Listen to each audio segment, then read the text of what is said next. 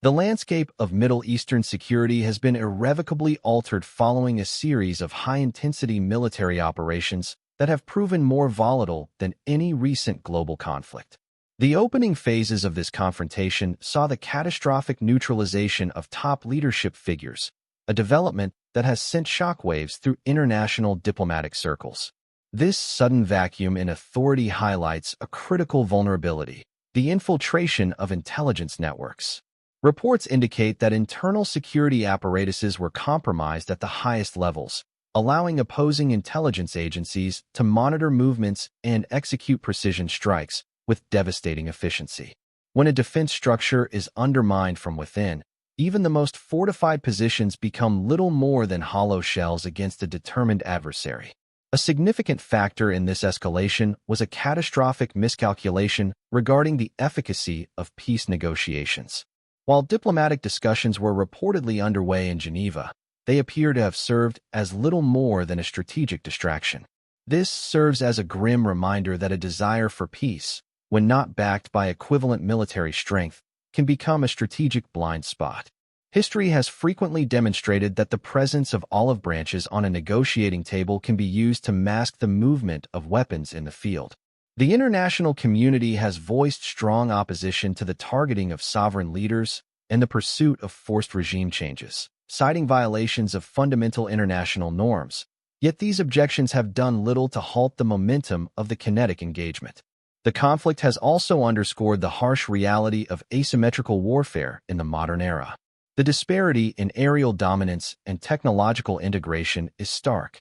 With the deployment of advanced artificial intelligence in combat operations, one side has maintained near total control of the skies, enabling them to conduct strikes at will. In contrast, the opposing forces have relied on high-volume but lower-precision weaponry, such as drones and missiles. While these tools lack surgical accuracy, their sheer numbers and explosive impact create a pervasive atmosphere of terror. This imbalance demonstrates that while the will to fight is essential, it cannot substitute for the technological superiority required to defend national sovereignty in the 21st century. Furthermore, the illusion of a controlled or limited war is rapidly dissolving. Initial strategic assumptions suggested that a quick victory could be achieved without triggering a wider regional collapse. However, the reality on the ground suggests a much more dangerous trajectory. While direct ground invasions have been avoided thus far to prevent total regime collapse, the resulting chaos has opened a metaphorical Pandora's box.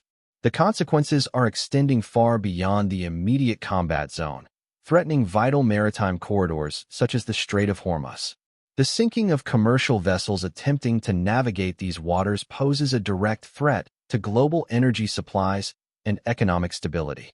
Ultimately, this crisis reaffirms the isolation of nations in times of existential threat. Despite widespread international condemnation of the violence, no external powers have committed military forces to intervene. This underscores a cold truth in global politics. National interests almost always outweigh emotional or historical ties. Whether in Eastern Europe or the Middle East, nations are finding that in the most critical moments, they must rely almost entirely on their own resources and strategic foresight. The shift toward a world governed by raw power rather than established doctrine suggests a future where security is found only in strength, and the consequences of miscalculation are absolute.